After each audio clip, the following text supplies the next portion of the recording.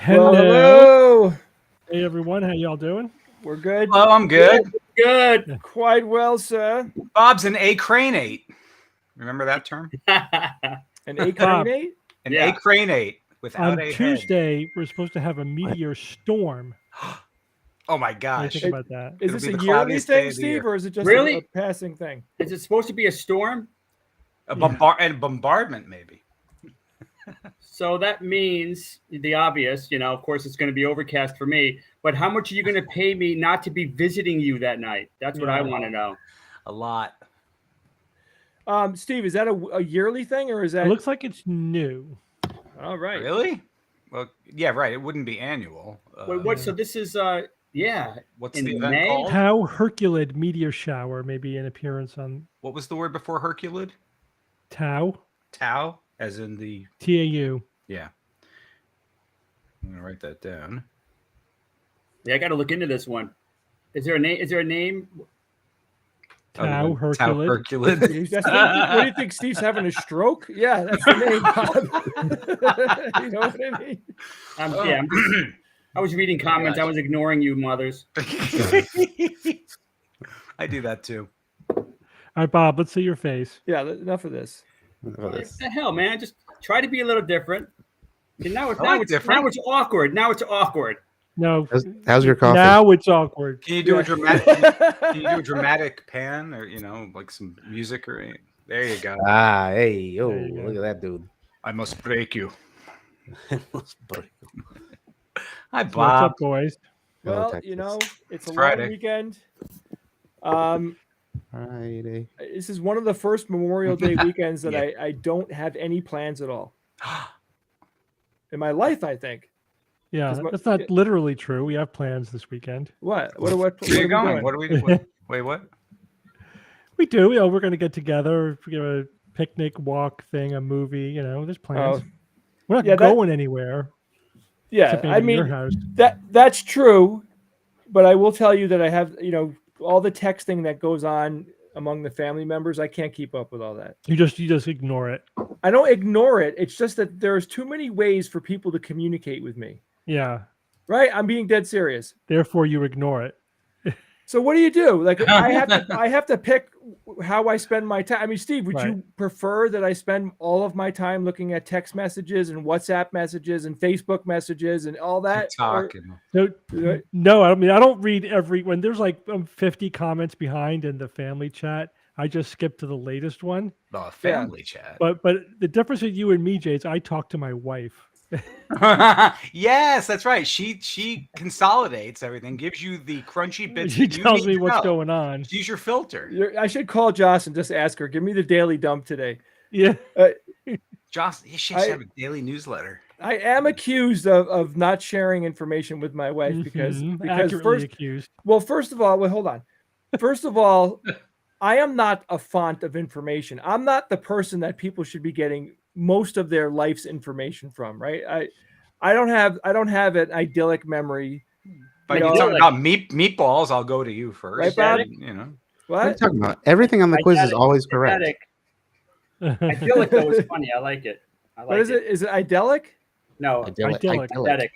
Eidetic memory? Yeah. Is it I or eidetic? No. I think it's idiotic. Idiotic? Yeah. And the other thing is that memory being unreliable. Totally. I might be passing misinformation to people, and I try to minimize that in my life. So you just pass no information. Yes, being quiet is remarkably powerful. Uninformation. So when Jay says I have no plans this weekend, he means I'm not aware of all of the plans that I have this weekend. I don't even know. I don't know. I'm not. That's all right. I don't have a problem with that, frankly. Right. I'm up here No like issues. I'm up here spinning plates. I can't. I don't know. Put But the plates down. I think I've asked you guys this before, but it's been long enough. Let me just ask you seriously. Okay. Yeah. Isn't there too much ways for people to contact you and too many interruptions in an average day? Yeah. Yes. Totally. Right? Yeah. I mean, at some point, and this is a conversation I've had with a lot of my friends, like, because everybody busts my stones about this. Oh, Jay doesn't know what's going on because he's not reading all the text messages. I have about there's 3 solid text message groups going on in my life right now that literally are dinging all day long. Yeah. When are people working? Like when and at night when it's like 11 o'clock at night and there's a little bit of me time, the last thing I want to do is read 50 text messages that happened during the day. I just don't get it. Mm-hmm. So how do you keep up?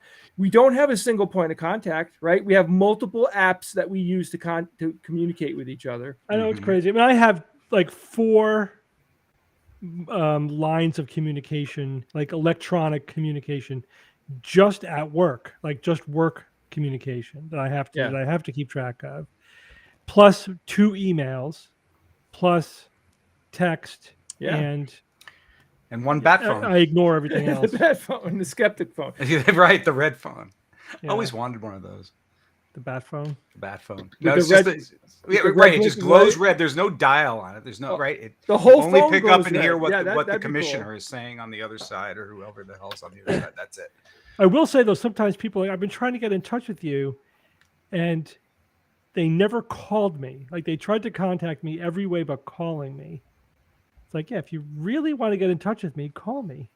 That's the only thing I consider urgent, right? Everything else is like when I get to it. You know what I mean? But there are other people who are the exact opposite. I'll call, they will not answer the phone call. They will only reply to a text. And I find it to be generational. Yeah. My daughters are that way. Totally. Mm-hmm. I have to text them to answer the phone call. But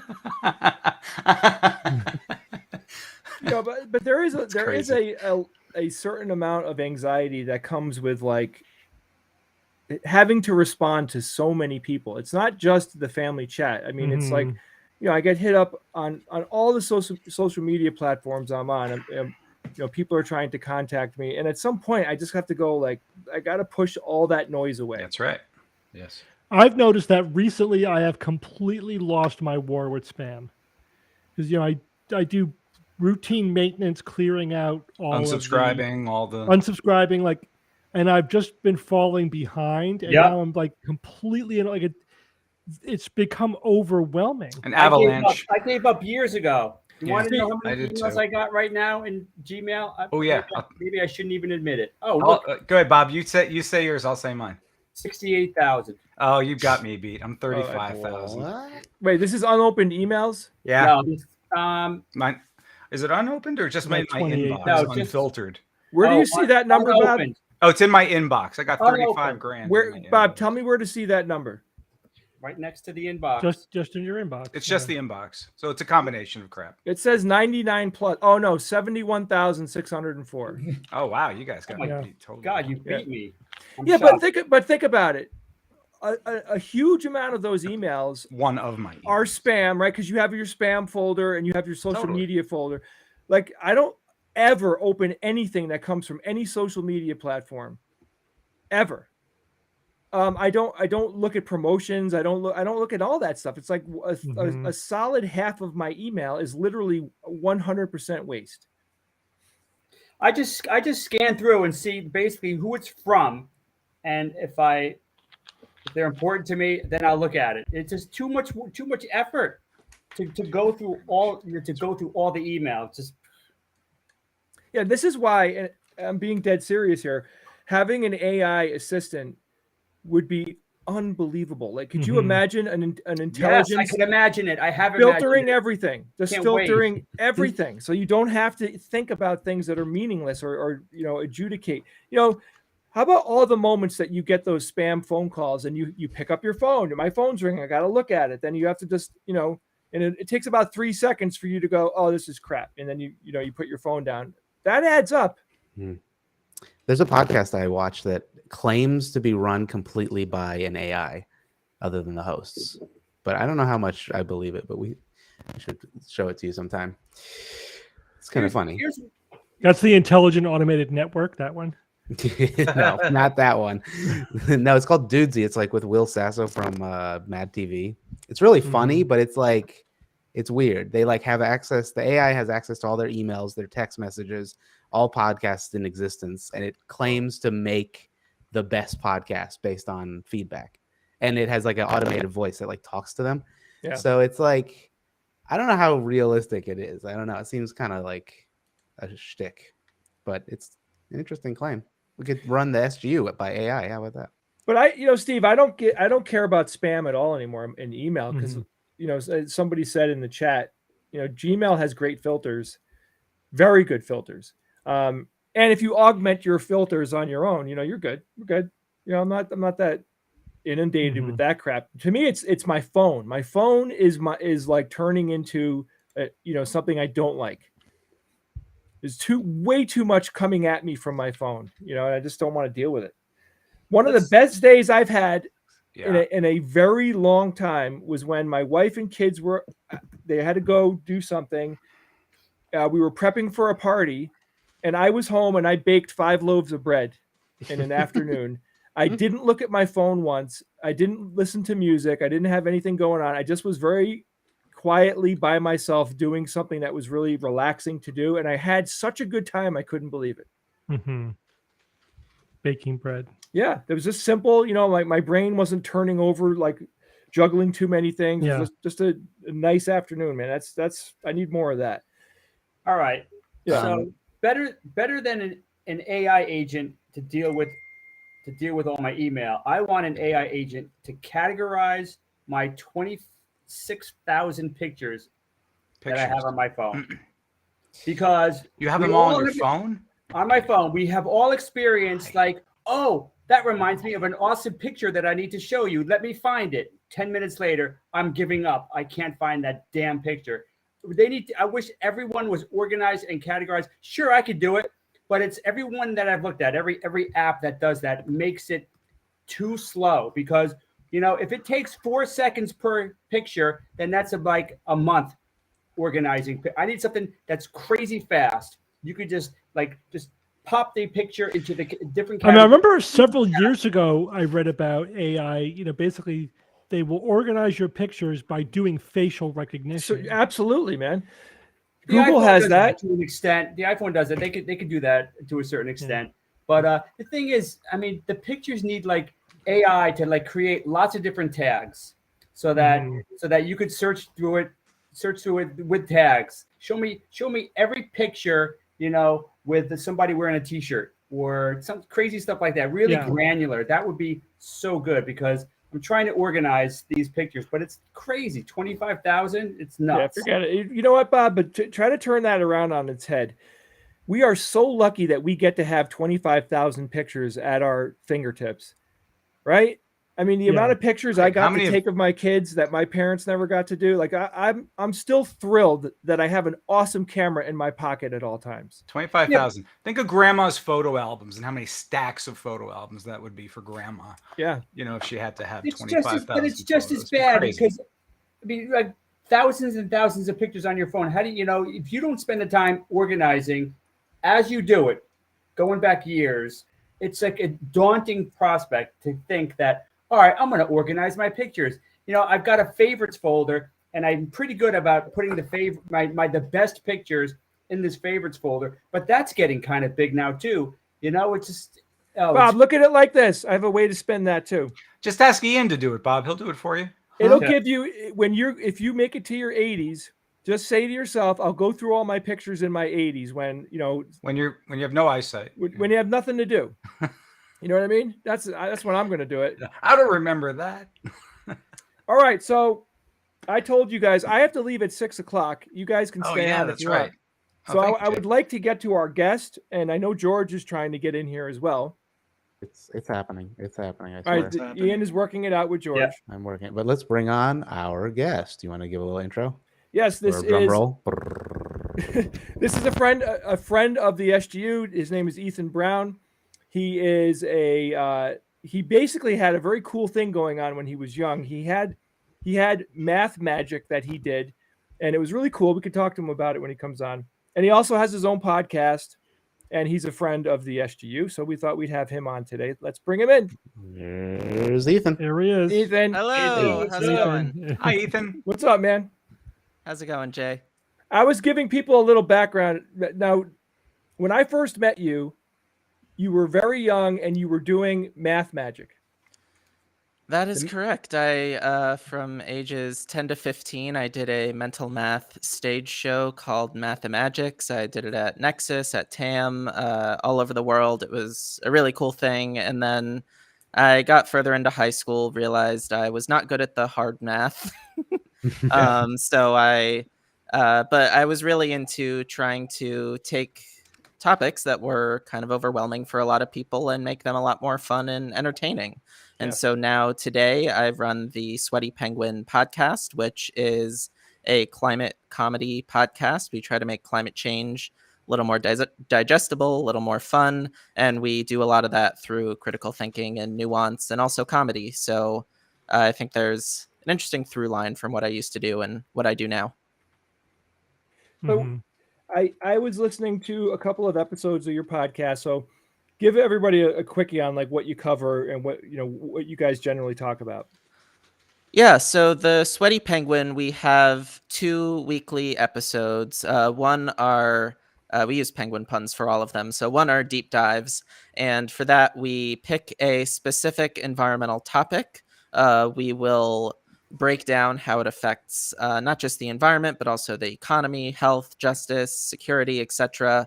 And then we'll spend some time thinking about possible solutions and going into the pros and cons of different things. We don't advocate any specific solutions. We keep it non-partisan and just really separate out the science from the politics. And then we'll interview an expert on those episodes. And we've had on professors from, I think, 11 countries around the world. So that's been really cool to get a chance to talk to some of the world's leading climate scientists. And then we also do an episode on Wednesdays called Tip of the Iceberg, which is kind of this is an audience I can use the word skeptical with. Most people I talk to haven't heard the word, but a skeptical look at whatever the latest climate news story is, trying to break down the nuance, understand the science at a better level. And then we'll take a question from the audience. Cool. That's cool. How many episodes do you have? Total, I believe we're around 120.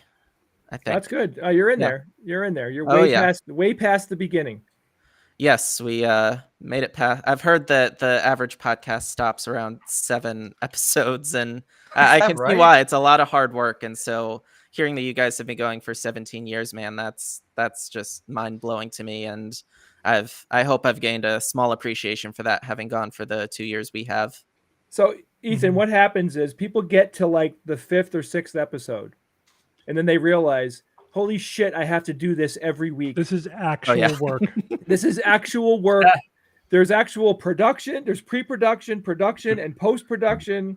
And wait a second, I'm not instantly famous, and I'm making zero money. Some people like, how many downloads am I getting? 20. Yeah. Welcome to my life, man. Yeah, like they go online. I remember when we did our first few episodes, I literally had no idea, because this was actually even before podcasts were a thing. Before you guys were one of the first. Yeah, 17 years ago. So like, I remember saying, I wonder how many downloads we have. I literally had no idea, like even order of magnitude, what to expect, because it was like the internet. Yeah. It was funny, but now we obviously have a very good idea what podcasts we. It takes work. It takes work to build into the hundreds, then into the thousands. I mean, and you get increasingly rarefied. I mean, looking at the statistics, very few podcasts get like over the 10,000, mark. Yeah. You have to, one of the hugest things, this is so obvious, but it does need to be said, is that you have to be consistent with your content. That's 90% right there. It's just every week. It's huge. Of course, the content has to be worthwhile, and that's a very important part of it too. But if you got to post at the same time and the same day, it's the basics that actually get you over the hump. So absolutely. I wanted to ask you guys a question, because Ethan, you brought up something while you were talking, because you were talking about science. You try to keep the politics out of science. And I was chatting with people on one of the 3,000 social media websites that are out there. And somebody was making this point that you cannot extract or remove science from politics, that in today's world, the two are completely tied to each other. And I'm curious to know what you guys think about that statement. I would say that in terms of climate change where I work, but I think it applies anywhere, there are problems and there are solutions. And I think any issue can be based in science. I mean, climate change is probably the best example of this.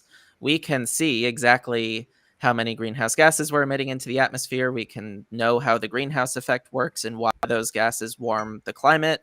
And we can see the effects of climate change, and we can model those out into the future. That's all very clear and obvious, and it doesn't really get into politics. When we talk about how to address that issue, then politics comes into play. And I think there's a very genuine and very exciting debate that can be had about how to address that issue. So obviously they're related, but that's at least how we try to separate it out.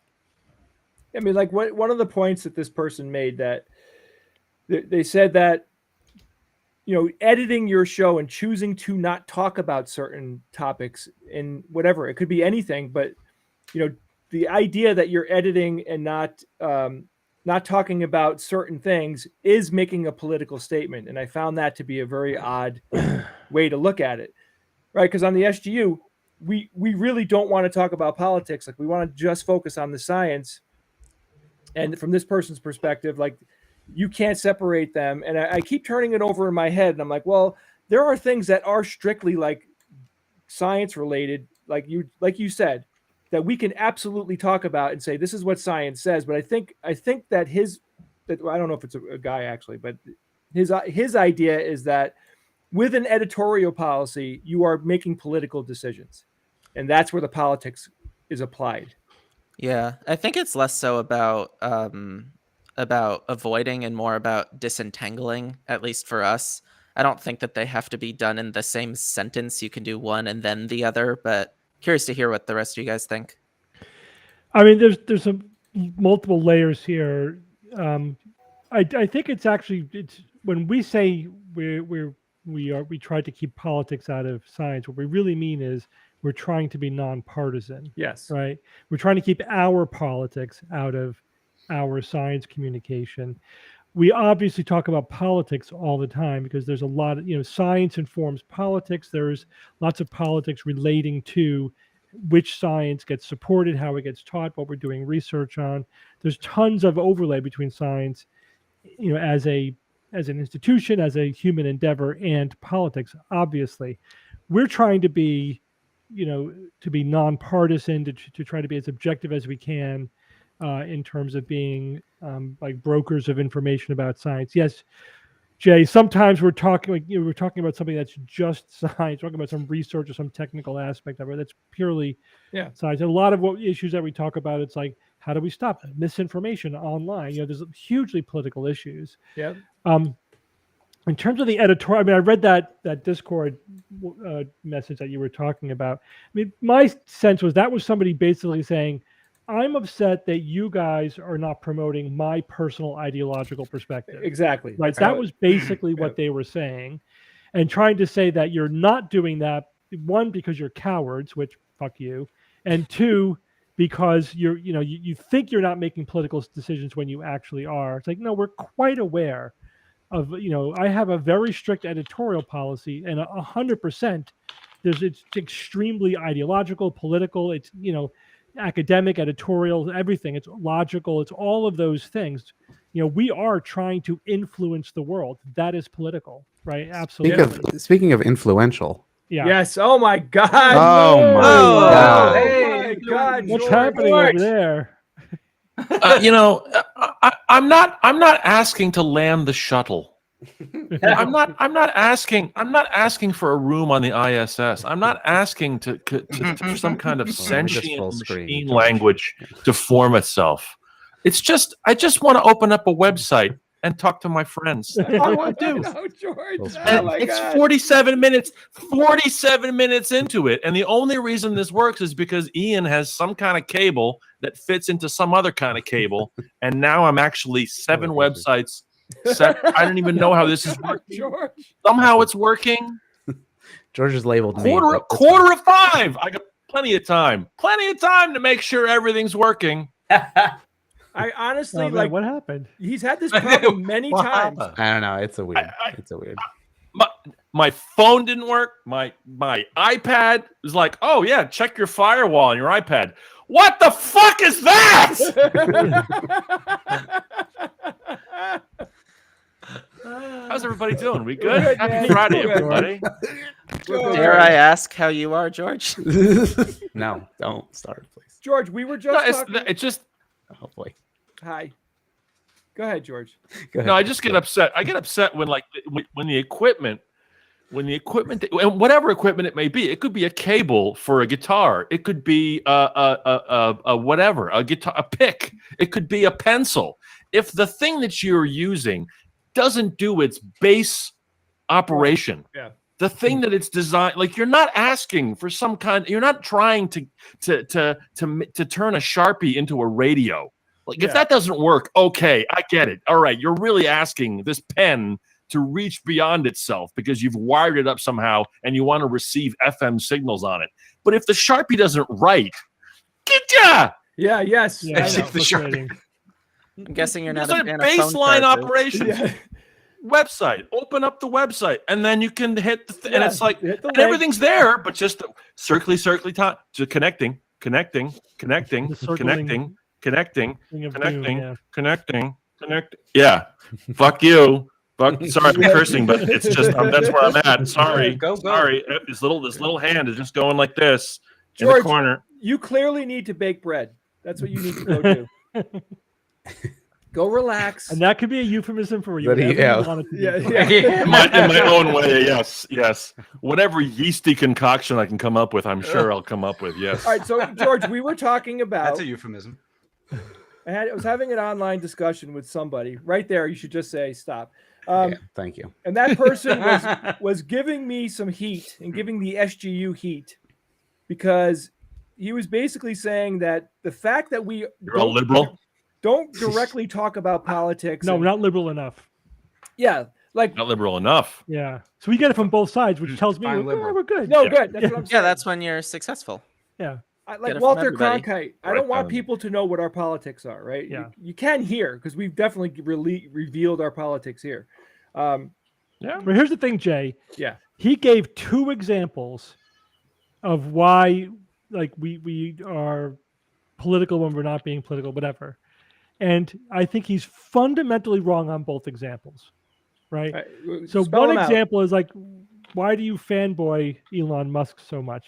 We don't fanboy Elon Musk. We fanboy SpaceX because it's awesome, Right.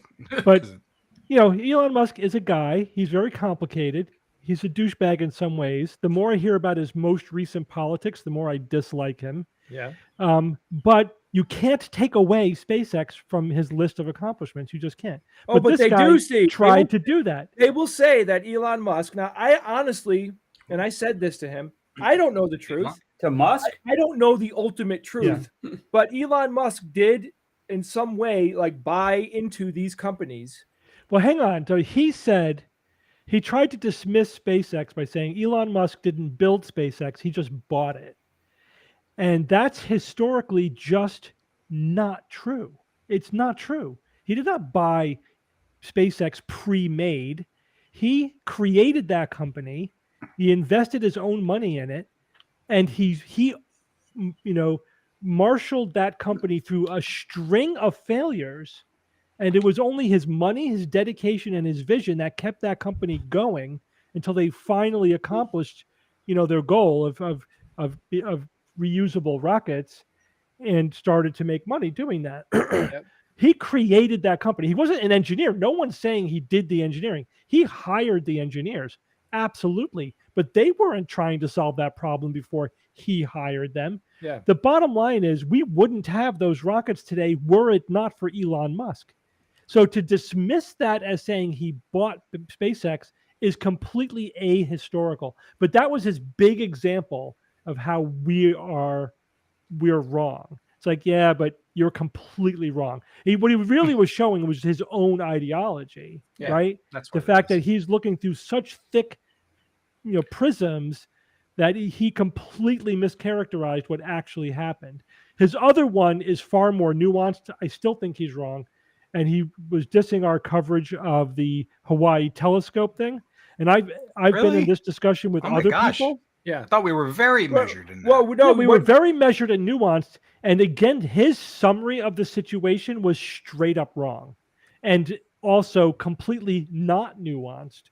So that's why I conclude it's like, oh, okay, this is just an ideologue who's upset that we're not promoting their ideology Yeah. and is really completely not calling. And again, I'm open to criticism and feedback and all that stuff. It's not about that he was criticizing us. He just was that we get that criticism a lot, again, from both ends of the political spectrum. Sure. And there's a certain pattern there. And the thing is, rather than the broad brushstrokes of you guys are to this or not enough that, it's like, give me an example. I can't deal with broad, vague, overarching comments about what we do. Give me an example. And that's when the rubber meets the road. As soon as they give you an example, like a specific example, then you know where they're coming from. Then and only then. And when that happened, when that guy gave two specific examples, he basically showed that he was being the ideologue, not us, in my opinion. What was the Hawaiian thing? What was that issue? So it was the idea that astronomers want to build a new telescope on the top of one of the mountains in Hawaii, and some of the locals were pushing back, saying it's a sacred mountain, blah blah blah. So we covered this issue twice, and the second time, we covered it reasonably well the first time. We got there was a lot of discussion, a lot of feedback.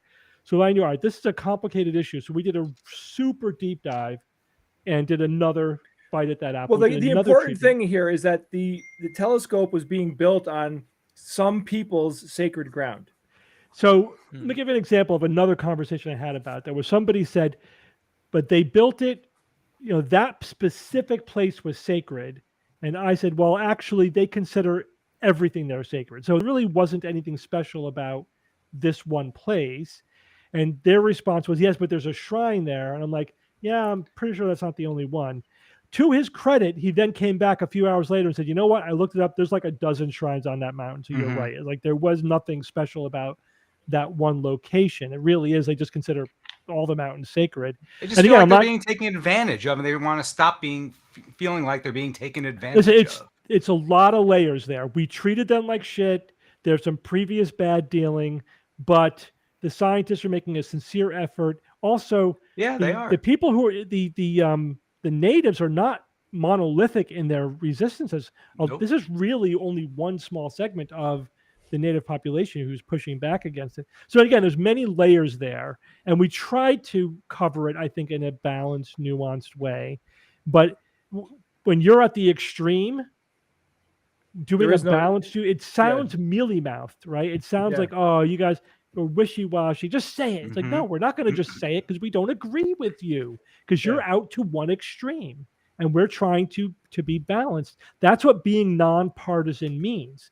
So again, which is interesting, the comes full loop. We're saying, we're not being political. They're saying you are being political. Well, what we really mean is we're not being partisan. And what they're saying is they want us to be partisan, but in their direction. Yeah, definitely. Right. That's what it comes down to. Steve, how much do you think you edit out on average out of an episode where you think something gets a little bit too partisan? I mean, every week. Or are your conversations every week you're basically saying, all right, that's too far this side or too far the other side? I butcher every conversation that we have because we are just very unfiltered. So, and this is very deliberate, right? So like, I don't want everyone to be self-filtering too much, because then you sort of lose the conversation and it's not as organic and blah, blah, blah.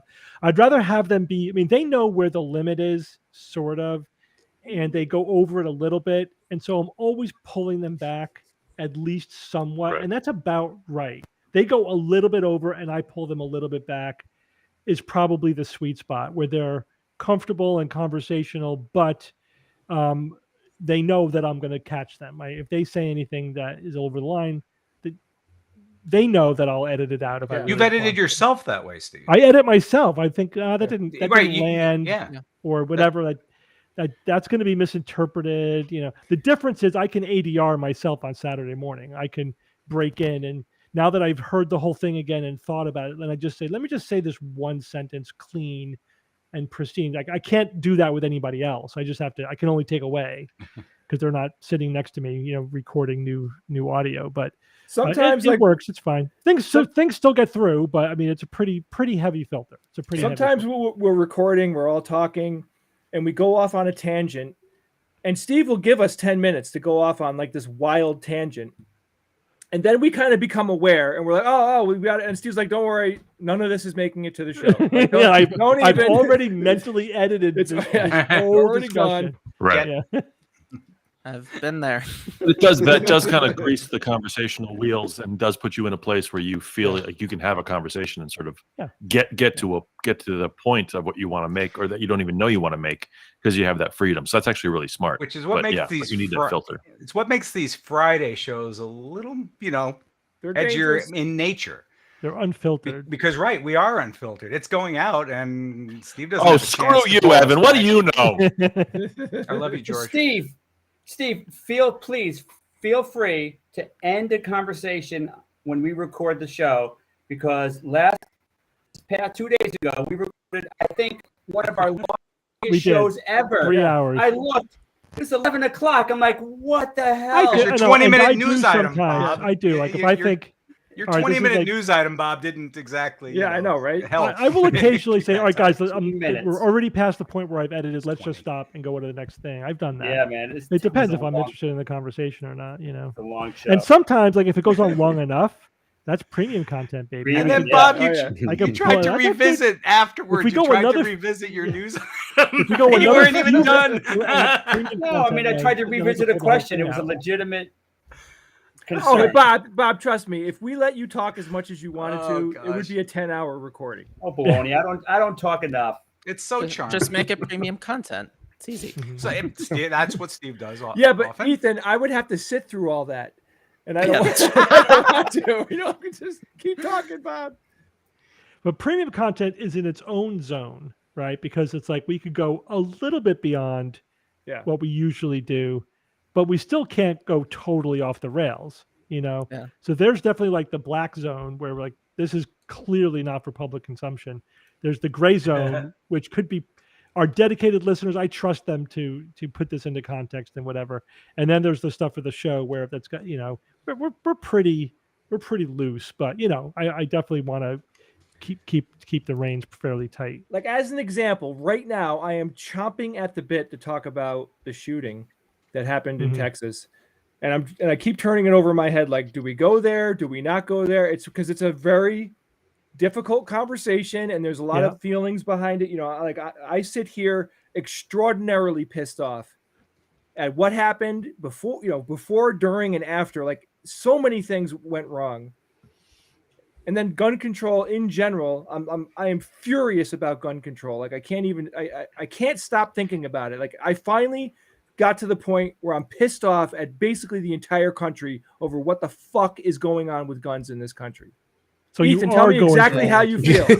No, I'll tell you, man. I mean, you guys are from Connecticut. I was from, I grew up in Bethel, Connecticut, which is one town over from Sandy Hook. So I was in 8th grade and our school went into lockdown for the whole day. Yep. And we had no idea what was going on. We were just sitting there, clueless. My mom picked me and my brother up at the end of the day, gave us a massive hug. We were like, what the hell is this? And then, we got home, heard what happened, and it's terrifying. And to think that was 10 years ago. Yeah. And not much has happened. And I mean, I'm no expert on gun policy. I've tried to talk to friends who feel both ways about it. And I understand that very often people are just coming from genuinely different places and beliefs, and it's not necessarily caring versus not caring as much as just people think a different approach might work. But certainly it's really frustrating, and it has to stop. I mean, I don't know how, but it's awful. Yeah, but there are definitely steps I and emailed layers your here. dad that day. I remember. Yeah. Sorry. Mm. I remember I emailed Chris like, everybody okay? And I think I emailed Evan too, like, everybody okay? Yeah. And it was as horrible as it was, because Wasn't. to have people that are in the area, it was Oh, just yeah. atrocious. The thing is that there are things that can be done. There's this resolution which has been passed by the Senate, which by the House. By the House. Wait, which way is it? By the House. Or the Yeah. House. It's been passed a year ago. It's just sitting on a desk, and they won't even bring it up for a vote. Yeah. It's So like, it won't pass. It won't you know, pass the Senate. Yeah. No, I right. tend- It's like it's insane. Yeah, I tend to feel like There's stuff that was done 10 years ago or 15 years ago that was rescinded, when Bush got into office. yeah, Set I Bush almost 2 got feel into like office, and they it- changed the automatic thing. It almost matters less to me what specifically is done than they just do something, and something Yeah. actually proactive and meaningful. And that goes for really any issue. I mean, that's kind of what I talk about with climate as well. It's less, I mean, I came into climate with no personal stake in what specific policy they choose to do, but certainly just want to see something get done, make progress, well, wait a whatever that second. looks like. I mean, are you really actually saying right now that thoughts and prayers are not enough? That they don't work. What the hell On is this that about? podcast? See those people. Did you see who the are- Onion? What the Onion did? Oh my gosh. No, I didn't see it. What happened? So the they- Onion has this. Whenever there's a shooting, they run the same story, and it basically says America shocked. America shocked America, that only this- nation this- where this that keeps this- happening. the only nation where this keeps happening. Yeah, America And shocked nothing that this can be they're done. only Says nation where only this keeps nation where happening. this happens. Yeah. Yeah. Right. I love that. And so what they did is their whole front page was just that article like 20 times with just the name of the school and the city changed. Yep. Yeah. Yeah. Same article, and it was like just and they were all the shootings were listed. Mhm. Like Yeah. again, just why are they more astute and accurate than any other kind of media outlet? Comedy outlet is the most prescient and astute. Mhm. I saw this headline, which I can't believe was a real headline. It said Texas official admits, quote, wrong call to wait as shooter killed kids.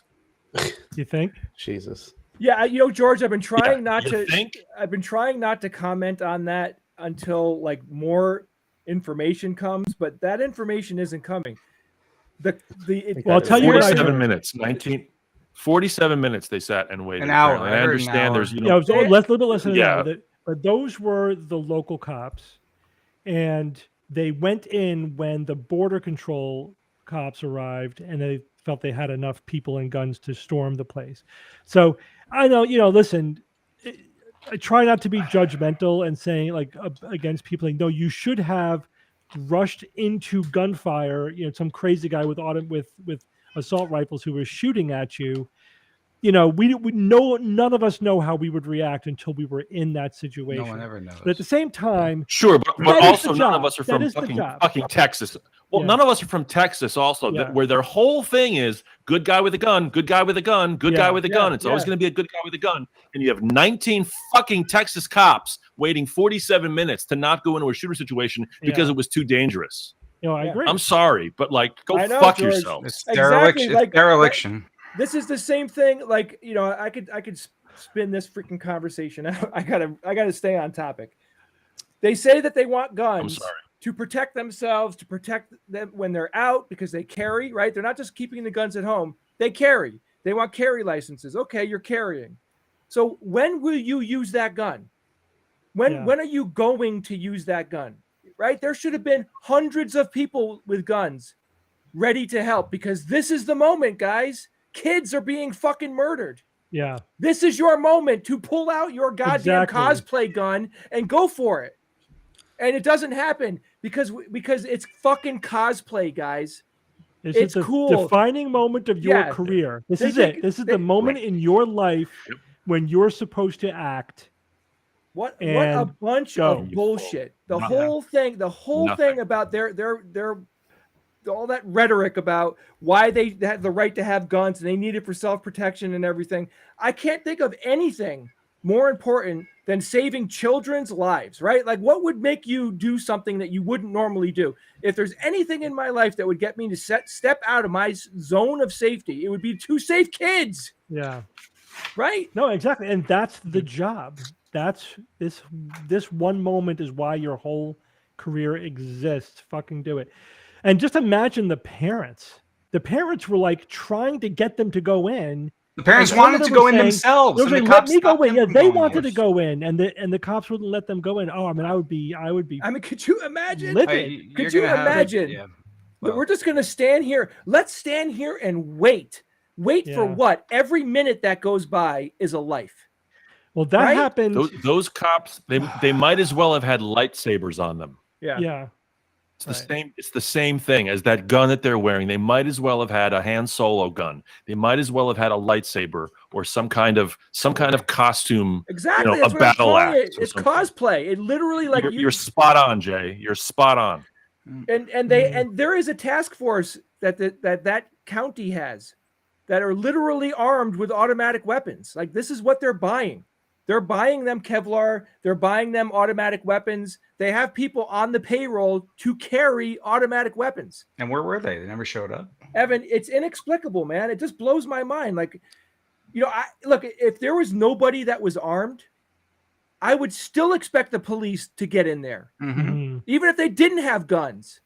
Like, what else are you doing? Yeah, I Like, don't- what yeah. is your purpose in life as a police officer if you're not stopping a shooter from killing kids? I Well, just don't get it. This will be massively And- investigated and The FBI is reported, already involved. and- oh yeah, and And there could be definitely- criminal negligence here, most definitely on behalf of some And of these then, people. and then the to go a level uh, deeper, uh, the assholes online that are defending that shit. I mean, I'm reading things on Facebook and I'm literally like, Oh, with them. whoa, I need to walk away slowly. Yes! Like, you're going to defend that shit? Right. Oh my gosh, you can't. Like, what the Christ? What kind of country do you actually want this to be? Do you want to live in a fucking place where we don't care about kids and we don't change a few laws? We don't let people carry certain. How about we just get rid of automatic weapons? Is that too much to ask? Can you still have fun carrying around a 6-shooter? You still get the cosplay vibe. You don't need a goddamn automatic weapon. The Sandy Hook guy stole his mother's rifles. They were semi-automatic, Jay, not automatic. Yeah, but Automatic weapons are illegal, Semi-automatic. except for the bump stocks, which are legal, which need you to could be which you illegal. could retrofit a gun Yeah. to have. But like every which way I look at it, I'm like, there is just no reason for this to be like this anymore. Like, I'm sorry. Like, when our And government, the mayor of that. George, one last thing, please. I got to say this because I'm sorry. Yeah. When our government was literally the attempt to topple our government was happening. The people that said they need guns to fight against the government were there fighting to overthrow our government. Yeah. These are the people that have armed themselves. They weren't there to defend themselves against the corrupt government. They were helping the corrupt government. Oh my God, the hypocrisy. It's so unbelievable. I can't take it. All right. You were I'm saying, cool. George? I'm cool. I was just saying that the mayor of that town, what's it called? The town where it's happened? Uvalde. Alvita? Was it? Yeah. Uvalde. Uvalde. The mayor of that town was on Tucker Carlson a month ago saying the number one concern for children are immigrants. Yeah. He said there are immigrants driving around in cars Yeah. that are, and they have weapons and their arms, and that's the number one concern. Mhm. Like, Wow. where's that hypocrisy too? Of like really? Yeah. And meanwhile, their own police force can't even come in within 60 minutes to help kids that are being slaughtered. Oh, the whataboutism Jay, one online second. is Jay, I just read number one cause of death for kids, guns. Yep. Guns. Yep. Guns now. Yeah. Just read that. today. How is that possible? I know. How How is that exactly. possible? The whataboutism that's happening I triple online checked right now. that because I was like, "There's no way that could be real." It's real. They won't even. You try to talk to someone who is for guns. You try to talk to them, and you will not get an answer from them. It's all about, what about gas prices? What about the border? Yeah, right. What about the monkeypox? I mean, literally bringing up the monkeypox like that's Biden's fault. Oh my God, please! Like, I just want to move to New Zealand and just quit this country. But again, I think every politician has said something or another about thoughts and prayers or how sad they are. And So there's common ground in the sense that we think this is bad and should not happen again. And that's where I think it gets so frustrating, because then do something. Like, find some policy you agree on. It might not be the, I don't know. It should move forward. It should not just stay still, because clearly no one is happy with what we have right now. Yeah. Well, the thing is, there is broad consensus, and the public are behind many common sense gun safety measures. Yep, We're not, by a large measure. Even get extreme. We're not even talking about like going all the like banning guns or getting rid of the Second Amendment. How about we start with some low-hanging fruit, common sense, background checks, background checks, red Make flag it harder. laws, Make it harder. ban bump 21 stocks, years old, maybe. But Yeah, Steve, 21 years old, absolutely. Just Yeah, very why basic not? common sense Yes. things. We yeah, can't but Steve, get those the done government can't, because isn't our it true that government's the government can't even it's research. They won't can't have even research gun violence. Like a The CDC. guys. You have to be honest and say it's one half of the government, Yeah. Yeah. because there are several specific governments. party members who are blocking this kind of stuff. But when I say our It's government all is, from one side. you're correct. But when I say our government is dysfunctional, I mean logistically, like systemically. It's not. No question. It's a No question, yeah. combination. It's dysfunctional because it allows minority rule by a radicalized fringe. That's the problem. Right. Is But that we can't- radicalized fringe needs to be identified and called out. Oh yeah, where, which like- we do. They're the Republicans. The Republican Party has become a radicalized pseudo party that doesn't even have a policy agenda anymore. Their policy agenda is twofold. Suck up to Donald Trump and own the libs. That is like the beginning and ending of Republican thought in the last few years. That's it. They have nothing. They got nothing. It's sad. They used to be the party of ideas. I mean, what's their idea now? Own the libs. Think about how dysfunctional they are. They will hurt their own people for show. We're going to stop trucks at the border, cost Texas $4 billion for some, basically illegal show maneuver, and just to say that we own the libs. Or we're going to punish Disney World, the Disney, for just ridiculous. Yeah. Like it's like they're not even trying to govern. They're not even trying to govern. It really is completely ridiculous. Yeah, it's really scary. The thing is, you need to have a connection between the voters and politicians, right? We need to be able to give feedback to our politicians by voting them out when they get this far out of bounds. I don't understand why that's not happening. I mean, I do and I don't. I mean, I know why it's not happening. Isn't it as simple as people are being bamboozled by the news stations that they're watching, and like it's misdirection. It's news misdirection at this point. Like they're not hearing the truth. Nobody trusts the concept of truth anymore. Yeah. There is nothing empirical anymore.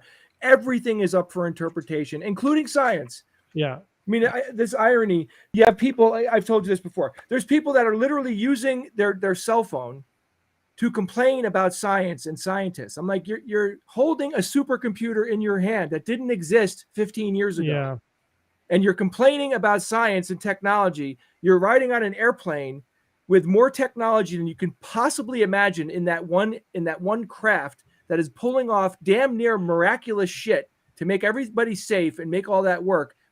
But you're putting down science and technology. It's just the hypocrisy, man. Yeah. It's so profound. I don't think there's a way to pull out of this. There are systemic issues that need to be fixed in our country, but the question has been for a few years: are we beyond the point of no return, where we don't have the ability to fix the things we need to fix? Because they prevent their own fixing. Well, I was going to say, if we're talking at the systemic level, at least in government, we did an episode where we were observing that more and more today we've trended toward these big omnibus bills, which have 1,000 pages and every single possible legislative priority crammed in there. And then one or two people are going to say, well, I don't like 10% of it, so I'm not going to vote for it. And I think that's where, talk about guns, talk about climate, talk about any of these issues where there are bits of common ground. With guns, I don't know if it's just this is bad, or maybe there are some legislative things, but if we could just get done the things we agree on and not have to worry about cramming 1,000 things into every single bill.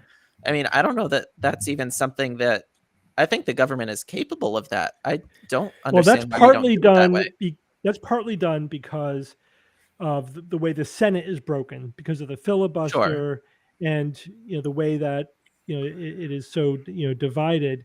You can only get you can only get things done if you can get them done on a 50-50 vote, with a simple majority through reconciliation, and you can only do so many reconciliation bills in a session. So they try to get everything done with one big reconciliation bill. That's the only way they can get things done in the Senate that is at all controversial, other than like the simple things that that everyone will vote yes or no for. But so that's what why. I'm saying.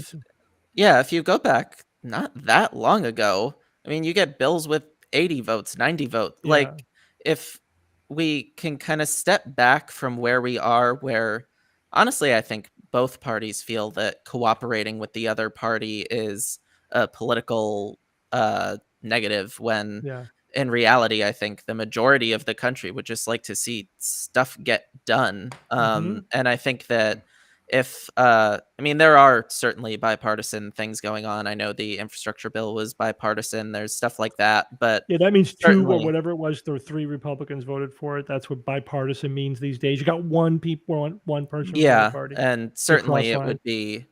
I mean, people look at me like I'm crazy when I say it, but I honestly feel that a lot of these issues, at least in the public, there's enough common ground where you would hope that our representation would be 80, 90 votes in favor. And obviously that starts with smaller pieces of legislation and not necessarily a 1,000-page bill where someone's going to disagree with page 394. Yeah. But again, it's a systemic problem. It's the Senate too. It's like not so much the House. The House is passing bills all the time, as divided as they are. But and there's no clean answer to it. I know people say get rid of the filibuster, and I have mixed feelings about that. That I could see why that would be useful for the next couple of years or whatever. But eventually, do you really want that to be the case when the other side, whatever side you're on, is back in power? Pendulum swings. You have to remember but Steve, that. Is that really a fix to anything? I mean, the systemic problem here is that we have a deadlock government. Yeah. Where the two parties have gotten to the point where they're obstructionist. I mean, I know the Republicans are like, don't do the false equivalency. They're in a league on their own, of course, but it's massively obstructionist, and we have essentially a lot of bad people in government right now that are interpreting their power in some of the worst ways possible. I mean, new party, sign me up to some new party, please. It's a voting. We may need a third party. Yeah. I mean, at this point, I would try anything like that. You know what I mean? It's like, I think. Imagine a like rational centrist party, even if it wasn't a majority, just to break the majority of either of the two parties. Where do I sign up?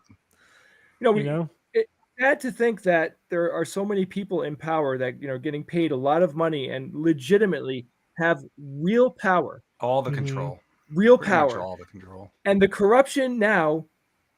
It's so unbelievably obvious.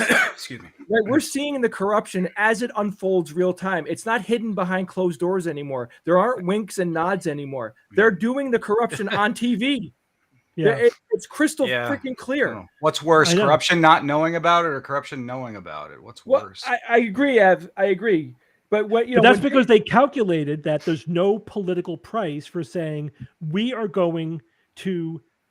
To sell you out, or we are going to just prevent the peaceful transfer of power in the next election. Whatever. They're saying it because they realize they don't pay a political price for saying it. That's what I was saying before. We've lost that connection between. There's no level of shamelessness that will hurt you politically. Yeah. And so now we're seeing how utterly shameless politicians really are. Because they feel like they could be as shameless as they want to be. And that's the thing, the most disappointing thing in the last 4 or 5 years. It's like, oh, wow, there really is no floor for these people. There really is no there's no bottom Was there ever? of how shame. There never was. They just thought they would Right. pay a political price. Now they know they won't, and And so they're unhinged. It's Right. so bad. It's so The bad Wild that West. that those Republican senators that actually have a moral code, they're ostracizing them. Or they're out. They're getting rid of it. It's like you Primary. literally can't be a good guy and be in the Senate. Right? It's just. Can we move on to the puzzle and then I'm gonna leave? Yeah. Nice segue. Sure about that? Puzzle me, Evan. Puzzle me this, puzzle me that. All right. Today's puzzle is a math puzzle. We all love math, don't we? Maths. Do we call it maths? Maths. Maths. We have an equation here. We have two sides of the equation. On this side is 4 to the 4th power. On the other side, we have an equal sign in the middle. And on the other side, we have 240 divided by 1 over 13,889. Okay. So you have to do the math in order to figure out the puzzle, obviously. 4 to the 4th power, Ethan, you know that. 256. 256. Very Okay. good. Good Now, job, this one's man. not Still as got it. intuitive. This one you can't. Not as good, but I don't expect. I heard clicking. Ethan, I don't expect you to know this one in your brain. 240 over this fraction. Okay, so and, 333,360. yes, that's right. 3 1/3 million. 3,333,360. Yeah. Is this? I think I side. know what it is. So when is 256 equal to 3,333,360? Well, you need Google, frankly, to help you out, unless you happen to be one of those rare people. Colors? Oh Is it no, it's ASCII? actually George. Somebody else guessed colors, and that's an excellent guess. But no, it's not. Ooh, but wrong. What about Yes. ASCII? Does it Evan? I have to thought- do with computer? Like Is It there does have to computer- do with computers, yes, It's but like ASCII 250 What's- gigabytes or megabytes is that many bytes or something like that. now, right. So, but here's where we have to sort of help. We need help with Google to sort of translate what these numbers mean to something that's not math. In other words, there's these apply to something that we all know and love. Frankly, anyone ever play the game Pac-Man? Yeah. Mhm. Oh, yep. Raise your hand if you haven't. Okay, nobody's hand went up. So in Pac-Man, there is a maximum score you can achieve, which happens to be 3,333,360. Oh, the blue screen. 360. That's right. When you hit, you can play Pac-Man, which is the same screen over and over. You can play it 255 times. When you get to the 256th screen, it glitches. Breaking. They never made the code to go beyond that, so it breaks basically, and that's the end. That's the last screen that you can possibly get to and achieve what few points. So in a perfect game of Pac-Man, if you lose none of your Pac-Man people during the course of the game, and this has been done, and you Wow. get to the very end at 256 screen, you can get the last few points in order to get the 3,333,360th point. That's cool. And that has been achieved a couple of times by a few people. It's been verified How that does your they did hands it. not It took them cramp? 5 to 6. It takes 5 to 6 hours of playing, standing there doing the same thing over and over and over again. It's an endurance and test. playing perfectly. No, Yeah, it's the Playing perfect perfectly. Pac-Man game. You Yeah. can just get an emulator and load state. What was Come on. Pac-Man's original name? Do you guys know? Fred? Oh, I remember this story? trivia. I Pac- remember it. Why is Pac-Man called Pac-Man? Well, Pac-Man originally was called Puck-Man Oh because yeah. it's a little disc, Or right? puck. Then they realized if the side of the machine said puck, it was too easy to make that P into an F. A bunch of prudes. that is They good. would That scratch is the- that very would've good been thinking. marketing. Very good thinking. So they changed it to Pac-Man instead of Puck-Man. So the- Fuckman would have been good though. That would've yeah, Oh, just yeah. go all in. He's sounds all like Very in. different game. Sounds like some Boomer v Zoomer content right there. There you go. There you go. Evan, this is one of those puzzles that if you gave me a lifetime, I would never have figured it out. You need I try to make my puzzles in such a sense that you can't Google them easily. Yeah. But this one, you absolutely pretty much, unless you were a Pac-Man fan, you had to have Google in order to figure this out. And Yeah. Micah Woodward was the first one Well to guess done. correctly. There were correct guesses. Thank you, Micah. Very good job. What do you even Google for this? Just that number? You just put in the number. Yeah, just put in the Okay. number 3,333,360. It comes right up. Just Evan's brain. Just put Evan's brain into a thing. Yeah. And it'll come up. It wasn't me. Top I, three you know, responses. I draw my inspiration from other wells, you know. Jay, do you have a quiz or you bugging out? I have a quiz. I'll Quiz. do it. I'll stay for it. All right. Okay, let's do it. So Yeah, everybody, I got a couple minutes. You know the drill. Go to darkenergy.games. The I will drill. put it in the chat in just a moment once I copy it because I forgot to copy it. For us internally, we have our super special secret link. That Ethan, nobody while knows about. this is happening, Yeah. hit us with your intel. Like, where is what's your website? Give us everything real quick. Yeah, man. So the Sweaty Penguin can be found on Apple, Spotify, wherever you get your podcasts. We're also at thesweatypenguin.com. You can also check us out on Patreon at patreon.com/thesweatypenguin to support our show, get merch, bonus content, all that good stuff. And if you have any climate change questions about the news, about whatever, hit us up, social media, email, website, whatever. We answer questions from audience members on our Tip of the Iceberg show, and we always love more questions. So definitely send those over and we'll get you on the show. I have a question for you. Shoot. Would you have played Fuckman? Would you have played that game? That was Oh, of that's the course. Why is that even a question? Who would not play that game? I paid 50 cents to play that game. George, It's now not that I hear the 25 cents. story, I have a question. I have a question for Evan, actually. yes, go ahead. So, Ethan, sorry. Oh. So, Yeah. you've been listening to these guys since you were a young person, right? Yeah. I mean, you were how old when you started listening to the SGU, or knew they were a thing when your dad maybe introduced them to you, or whatever? I would say, Like, I don't know, 11, 10? 12. Yeah. Yeah, that's 11 or young. 12, right? Yeah. How has your perception of these gentlemen and lady changed as you've gotten older? Like I'm curious if you remember as a 12-year-old what the show sounded like to you versus what it sounds like to you today. It's hard to remember the show specifically beyond it being insightful and interesting, but I think certainly as a critical thinker, I've evolved a lot over the years because certainly my dad introduced me to that as at a young age. I got to go to Nexus, listen to some of these podcasts, see some of your shows, George, and I think that as a young person, it was certainly really.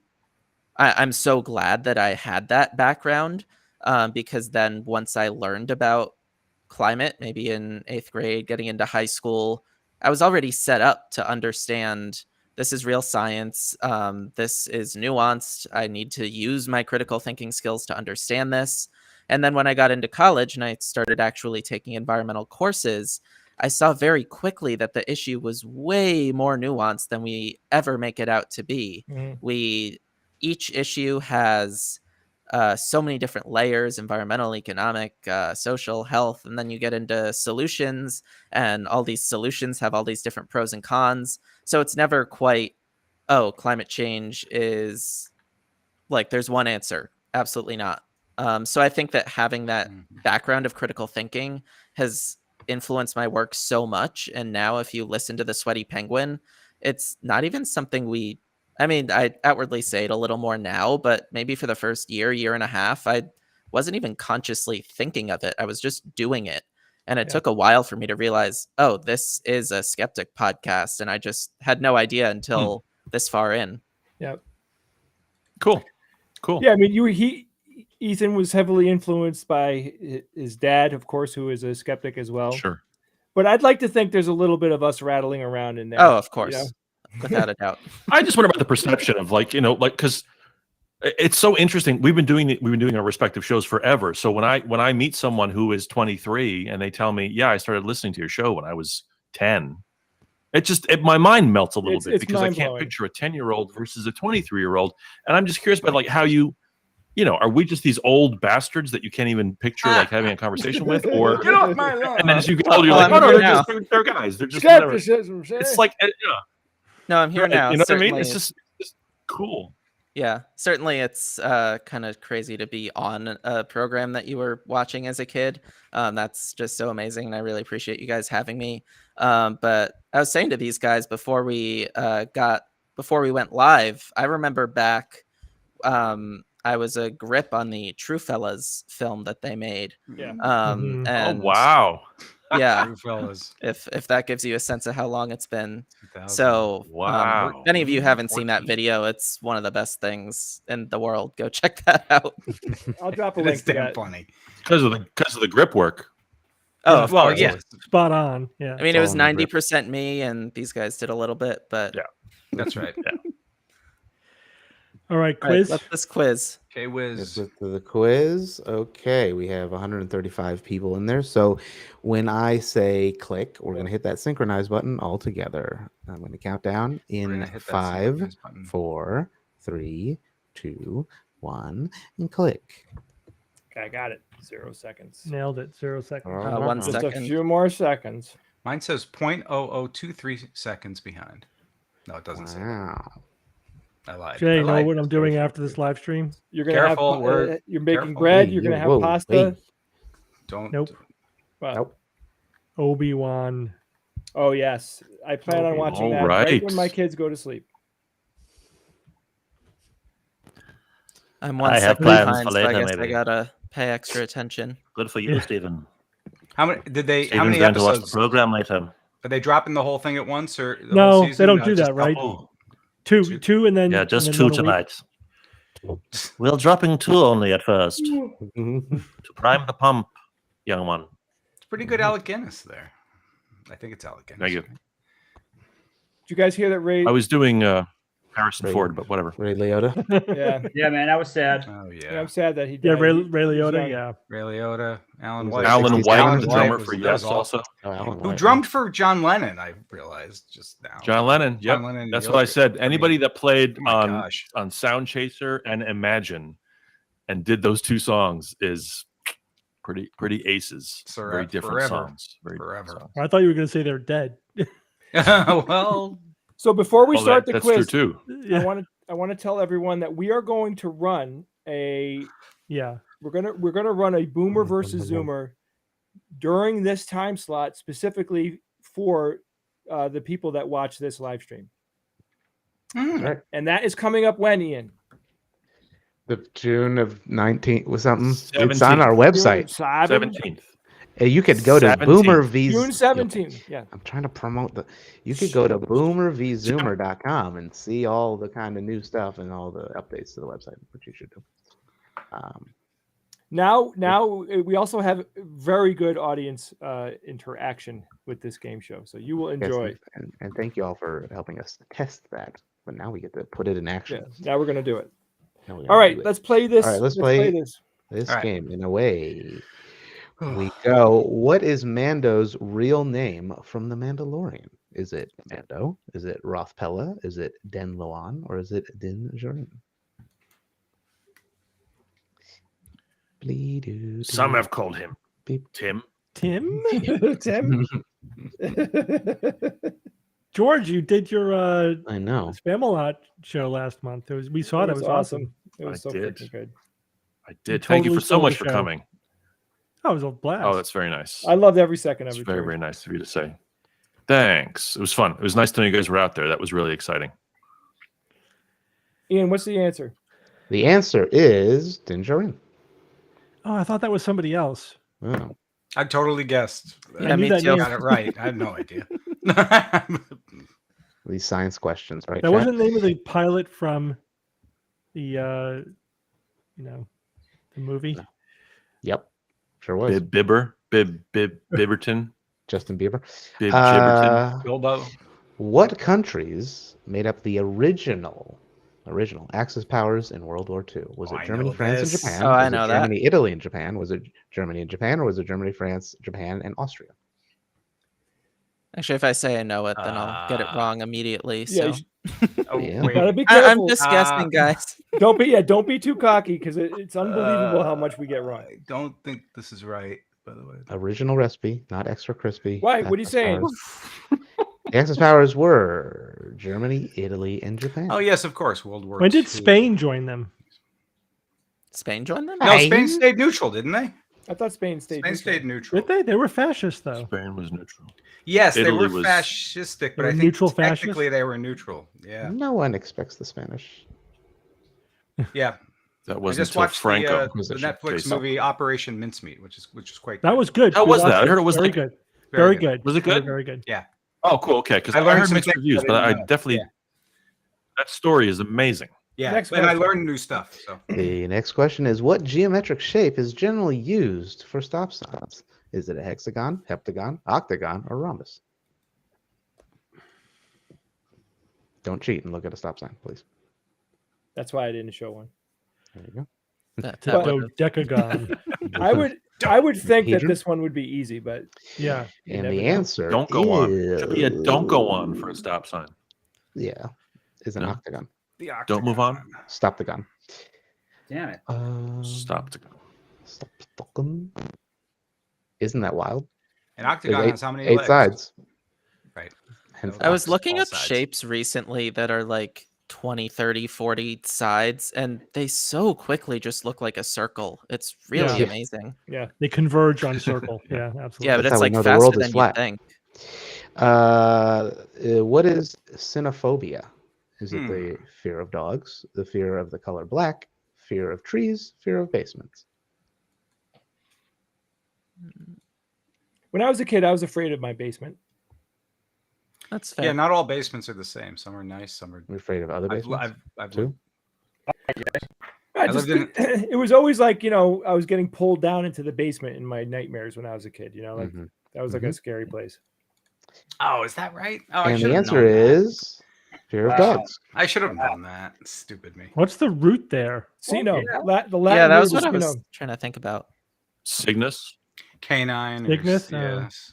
Canine. The wolfophobia. CN. I should have put that in there probably. Okay, Yeah, who's both. afraid of trees? Good Are we point. talking I made up Whomping every- Willow, I don't- or I'm sure some people are afraid of all those things, but I just made all the other ones up. I'm allergic. I'm not afraid. Arborphobia. Arborphobia. Worship of Krishna is observed by which religious faith? Is it Hinduism, Buddhism, Confucianism, Taoism, or Taoism? Yes. George Oh and I- gosh, George- it's this one. George and I stayed longer because we love everybody. Oh, Just gonna say that. Yeah, I gotta go, but yeah. quick. What- And the answer I is just wanna know the answer. Oh, Ooh, Hinduism. Yeah, that one I got. I got that from Jay the still wants to episode do of the The voice. Jay Office. still wants on- to do the voice. Don't do it. I'm so right You- there with you. Don't do it. Stop. Jay. Stop. Moving on. Jay. Moving on. No, Don't Next do question, it. Up the please. game. Next Jay. question, please. That was the last question. Don't. No, sir. Stop. It hurts, George. Hey, It actually No. hurts. it hurts, right? Totally. Yeah, I'm just don't. Move on It to the next burns. thing. All right, we got hundreds. We got So people. 5 Let's, seconds, so I got it. Sorry, Odysseus is our number one. Philip course. Palmer, River Stalker. Lots of people got hundreds. Wow. Let's go down and see who got what on what question, though. Let's see here. Visto All right, Tutti most says there are of- 2 correct answers. Uh-oh. I am so proud of this audience because 70% of you got the Mandalorian's real name correctly. All the other answers were super low percentages. Good job, guys. Most of you got Germany, Italy, and Japan as the original axis of power, 81%. That was a very easy question, I guess. 77% of you got octagon correct. 18% guessed hexagon, but is it octagon? Oh wow, I beat you Gotta be- guys gotta on be non-American. xenophobia. Xenophobia is good. Fear of dogs. The correct answer got 32%. Fear of the color black got 34%. I beat you guys finally. Nice. And 77% of you answered correctly that Hinduism is the correct religious faith if you worship Krishna. Very cool, man. Good job, everybody. Maybe it was a little easy this week, but That was Oh, good. yeah. I got a Good motor, quiz. boys. All right, Bye, George. George. Thanks for joining Bye, us. George. Bye, Bye, George. Jay. Talk Thank to you you much, soon. Ethan. Nice to see you, man. Keep Yeah, doing the good to work. see you It's too. nice to see You too, man. Nice to see the generations continuing and stuff. Ian, thanks for helping me get onto this damn thing. I'm gonna go burn my computer. It's called Bye, Okay. George. See you, That's fun. George. Toodles. Bye. You guys, should we take one question? Bye. Everyone else? well, you do I that have one. one I'm going to question. vacate. I got to go. I'm late. Ethan, it was good having you on. Yeah, you too, man. And to what you said at the beginning, he did respond to my emails, so I don't know what that means, but I'll take it as a good thing. All right. Good night, everybody. Have a great weekend. Bye, Ian. Hey, Bye, Jay. everybody. Bye, bye. Jay. Bye. Bye. Have a good one, Jay. Bye, bye, Bye. bye, bye, bye, bye. Bye. But you have to close it yourself. Get out of here. You can't it's not figure it. I'm working. gonna kick you. I'll Just kick wants you. me to hit control now. I kick it. I'm going to totally kick you. I'm not going to just watch you struggle. We have time for half of one Well, question. that was Close. awkward. Awkward. Finally. Smooth. Get those sailing. guys out of here. Smooth. All right, we'll take maybe 1-2 questions. Okay, so I've started to have extended lucid nightmares in which I know I'm dreaming and terrifying things are happening, but I can't wake up or revert to dream brain. Does Bob have any tips for snapping out of it? That's so Coffee? bizarre because it's lucid. So you think you could, realize, I mean, the fear should go away because you're realizing it's a construct of your brain. To give an example, I had one nightmare that I became lucid in where these guys came into the house and was shooting everybody in my house. Oh my And god. for some reason, Wow. I became lucid and realized this is just a dream. They can't hurt me. So I stood there while they actually shot me. And I'm like, see, this is nothing, guys. And I walked away and I tried to fly and then failed. But that's my experience with lucid dreams and a nightmare. I mean, just try to if you have a high level of lucidity, just try to realize and just say, you can't hurt me. This is just a dream. This is just in my head. And maybe the fear will evaporate and it'll turn into something interesting rather than a continuation of a nightmare. Yeah. Bob, what happens when you get shot in a lucid dream? Is it like Inception where you wake up, or is it different? Well, when I got shot that one time, one data point, I barely remember even feeling anything. It just was like nothing. Yeah, just nothing happens. Nothing happens. Oh, wow. That's interesting. But I think there's possibly an immense range of answers to that question, depending on how lucid you are and what kind of dream you're having. And so I don't think that's necessarily typical. Mm-hmm. Another question, bioidentical hormone replacement therapy. Where does it lie on the science pseudoscience spectrum? A relative is doing it and says it has helped his sex drive. Yeah, it's total bullshit. Okay. I mean, it's hormone therapy. The Mhm. bioidentical is the marketing bullshit, right? Mm. It's because, if it's the same chemical, it's the same chemical. So that's the marketing nonsense. It's like saying all natural hormone, whatever. It's just a hormone. All natural bananas. Right. Yeah. Okay. Live stream question. You have likely already been emailed about this, but in case I'm reading for it. Okay, I have to adopt this voice. But in case not, in the last episode of the podcast, you stated that Tom Baker was the 5th Doctor when he is in fact the 4th. Unfortunately, I have no choice but to take away 4 nerd points from each of you. Mm-hmm. On a more serious note, have you seen the casting about the 14th Doctor? RTD seems excited about his performance, so I can't wait to see him in action. I heard who the next Doctor is going to be. I've seen that actor on other shows. I like him a lot. I think I'm looking forward to it. I haven't seen any trailers or anything yet, though. Are they out? Are they out in America? I don't know. I don't actually think they are. It just the casting was announced is all I saw. Yeah, that's all I saw too. The casting was announced. So yeah, I like that actor, so I'm looking forward to it. Yeah, me too. And finally, have you considered making a card game out of science or fiction? Yeah, we did. Yes. We actually got pretty far doing it, and then it was too much work, so we stopped. Aw. Bada bing. We did. No, seriously, it's like, yeah, that was one of our many ideas, and we were in the planning stage, and we realized how much work it was going to be, and then it just got obliterated by all other projects. And we had to ask ourselves, what are we going to do with this? What's it going to do for us? What's the ROI? What is the, you know what I mean? Like, we have so many, it's a zero-sum game. We had so many other things to do. We just didn't rise to the top to finish it. But like we say with people who make these kinds of suggestions, it's like, you know, if you want to work with us on that and do the heavy lifting in terms of the busy work, we'll sort of be conceptual consultants, whatever, make it happen. We're happy to do that. We're happy to collaborate with people. And generally speaking, when we get to that point, the other people realize it's a lot of work and fade away at some point. You know what I mean? So, but maybe occasionally there's somebody will persist and something will happen, but it's a good way to teach people like why we're not doing all these great ideas that you're throwing away. So, okay, you do one with us. Let's see how that goes. And yeah, they instantly fade away. So it's time for our segment, What's on Bob's Desk today? Oh, and is it? Okay, apparently. This guy. A button. Wow. It says push to ring. And just a goofy little thing I bought years ago. And something. Hey, Whoa. it's like Jabba's door, you know, with that eye. Yeah, that's what I was Look at expecting. that. And he laughs and creaks It's cool. in a menacing way. So just a goofy little thing on my desk. Is that Oh, it? He says something different. He goes, "You rang like a lurch." So Do you consider Very putting good. that on your door as a actual doorbell? I've considered it, never used it in that way at all. It's just some funny thing I have that I've come across once in a while. Oh yeah, I remember that thing when I bought it, and I hit it a few times, and then I put it down and forget about it. But maybe I'll use it this season. Add it to the Halloween spectacle. Yeah, a lot of work ahead of me to transform this house into my Halloween theme, because it's a very different decorating space than any place I've been. So it's going to be interesting. I may do a lot of video projections and wall hangings, and Only about 150 days, Bob. I'm thinking about it.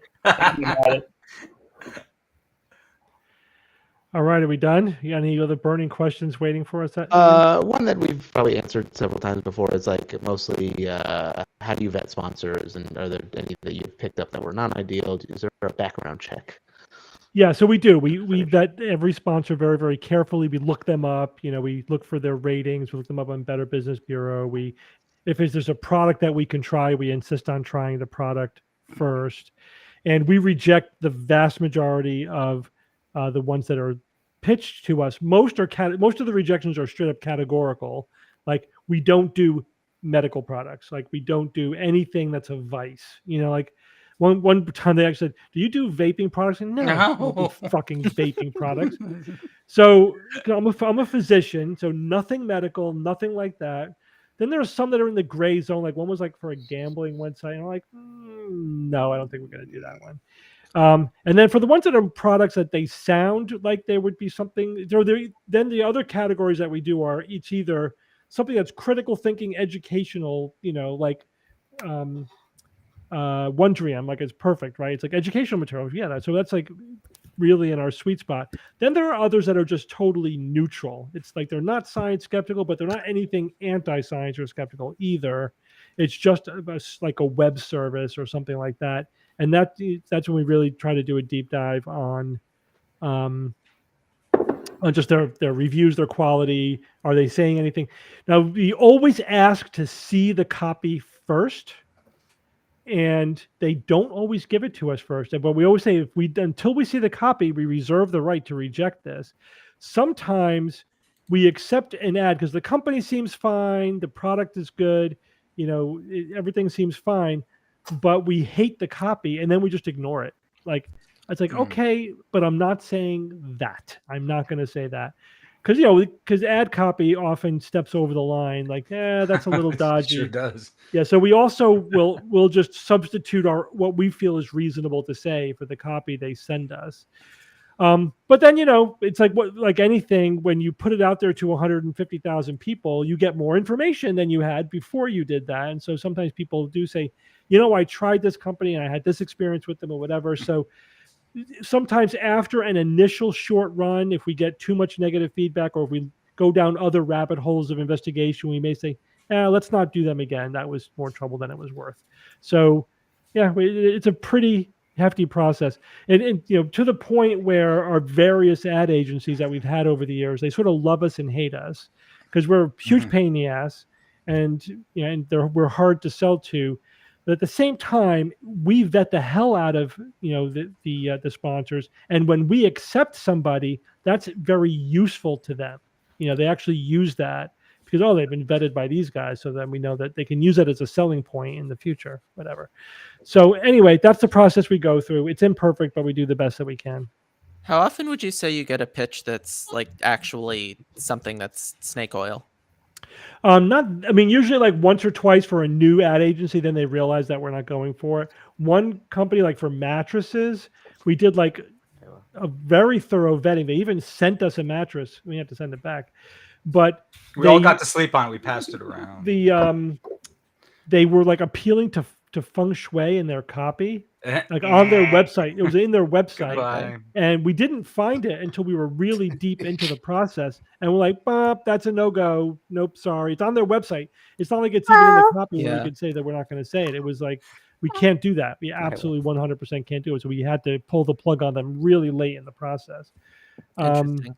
Yeah. So then there are things where, yeah, like like they're just making claims that are not justified. Like the service itself is real, or whatever they're selling is real, but the claims for it are verging on pseudoscience.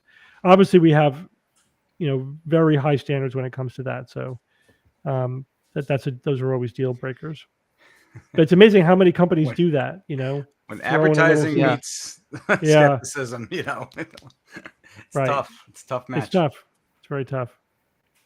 For sure. Two different worlds. Is that a All wrap? right, I think we're done. 6:32. Okay. Ethan, thanks for joining us. Thanks for having me, man. Good to This see is you, really my fun. friend. Good luck with your podcast, with your continued success. I mean, you've Yes. already done the hard part, which is sticking with it. Mhm.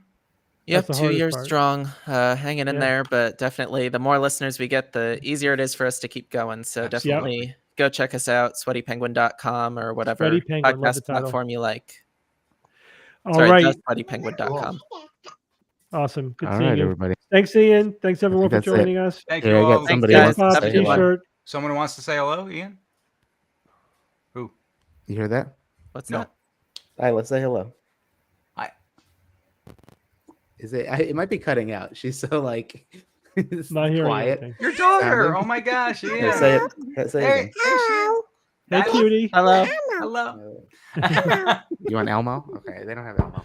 I All want right. Elmo too. All right, that's it. Goodbye. I think she's seeing Bob's t-shirt. Yeah, that's it. Oh, that's You right. see. Yes. Sneaker.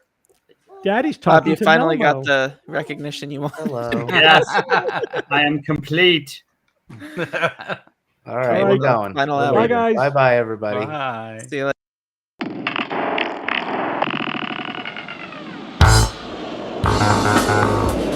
Skeptic's Guide to the Universe is produced by SGU Productions, dedicated to promoting science and critical thinking. For more information, visit us at theskepticsguide.org. Send your questions to info@theskepticsguide.org.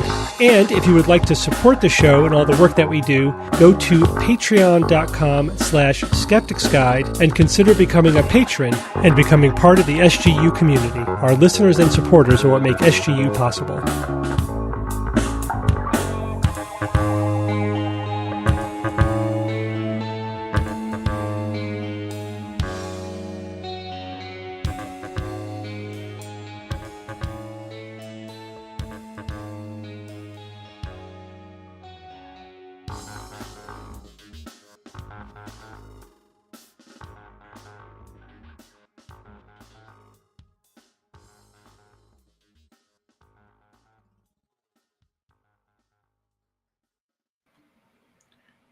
Oh, What? hello? You want me to come out to SpaceX now? Well, Yeah. I could catch Yes. you. Well, okay. All right, Elon. I'll talk to you later. Bye. Oh, you're on a first name basis. Oh, we're back on. Shoot. Oh, okay. Oh, no. That was, I knew they had a mole in the SGU. Ugh, guilty. Wrong number. That's right. wrong. Yeah. Yeah, Certainly. okay. Different. Ethan, thanks for sticking Different around. Elon. Oh, thanks for having me, man. Were you This aware was- that was really this fun. happens, this post-show kind of thing? Are you one of the No, I few who are figured aware I'd of it? stick around for a moment just in case. I was Just in reading through case, that's some of right. some of the feed. This show is filled with Easter eggs every week. And for those who Yeah. are patient enough to wait to the very end, they will get a little Easter egg. Literal. Mm-hmm. And this week, it's just the three of us, Ethan, Ian, and Evan. Right. The three Oh. most confusing names. The you know. E team. Yeah, that's right. Except, Basically. wait, Oh, there we go. sort of, except for my name. Yeah, well, then close enough. the sound. Yeah. Well, no, A-A-N. Evan. I definitely get E. called Ethan or Evan all the time. And I get called Ian Oh, I've had quite both. often. Yeah, it's fun. My boss started calling me E Money because she gave up distinguishing. We should have a support group. Eileen, you want to Yeah. say cup of tea? Cup of tea. Very good. Everybody have I'll a cup have of tea. A cup of tea, governor. Cup of tea, governor. She's very British, baby. The baby. The baby. So cute. Dingo ate my So baby. adorable. So So what what are we else is doing? going on? That was good. Thank you. All good, everyone. All good. All good. I Good in the had hood. Chat. You good? I had to go on erythromycin recently. Is that a That's math that's drug? a no. I caught a cold. It was not COVID. It was tested. I've tested a couple times recently for COVID. Nothing. And it's lingering even past. I went through the whole Z pack, and I find myself I'm better. I'm like 85%, 90% there. It's just the last 10% I'm having a tough time shaking, and I'm like now with my second full week of it. Really, I'm approaching almost my 14th day. It's just been annoying. I forgot. I got spoiled with COVID in the sense that I used to catch a cold, I think, on an average, maybe once a year. That would be about my normal. But then, COVID hit, and so for 2 years, nothing. I didn't have a cold. I didn't have a sniffle. I didn't have a darn thing. So now it seems to be coming back to me and trying to make up for lost time with this particular one. And now every single time you get it, you're just freaked out. No, I mean, not freaked out. I mean, I did have COVID. Well, I had it back in December. Oh, did you? Okay. Yeah. So, and that was definitely its own thing. Totally different than a cold. I mean, yeah, I couldn't even compare the two. Interesting. We got a question from Fred, Hey, Fred. specifically for Ethan.